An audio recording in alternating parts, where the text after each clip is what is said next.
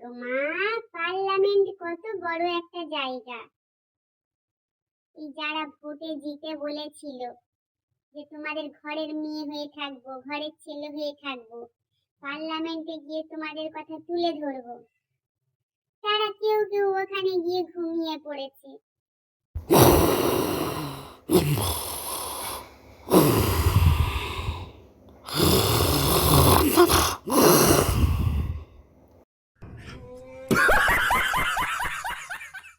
কেউ কেউ আবার ফটো তুলতে ব্যস্ত। মানুষের দুঃখ দুর্দশার কথা গিয়ে সেখানে গিয়ে জানাবে, সেটা গিয়ে ভুলে গেছে। তোমরা সবাই ঠিকঠাক করে দাঁড়াও, শাড়ি টাড়িগুলোও ঠিকঠাক করে নাও বাপু। এত কাজ পড়ে আছে, মাথায় কোনো চিন্তা নেই, শুধু ফটো তোলার ইচ্ছা।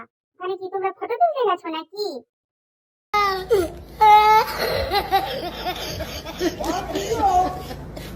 মা গো মা, কালকে তো আবার দেখছি একজন গিয়ে ওখানে চু কিতকিত খেলছে।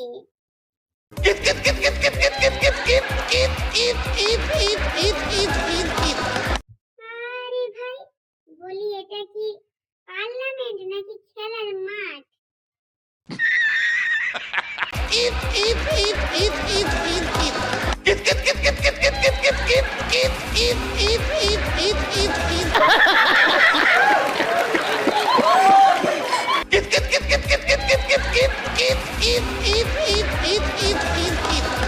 হাত পা নেড়ে একেবারে অস্থির করে দিচ্ছে।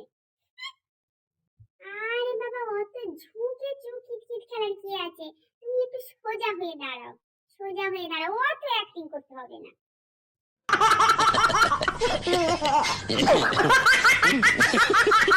High high high high high, কি সর্বনাশটা হলো আমাদের, কি সর্বনাশটা হলো আমার।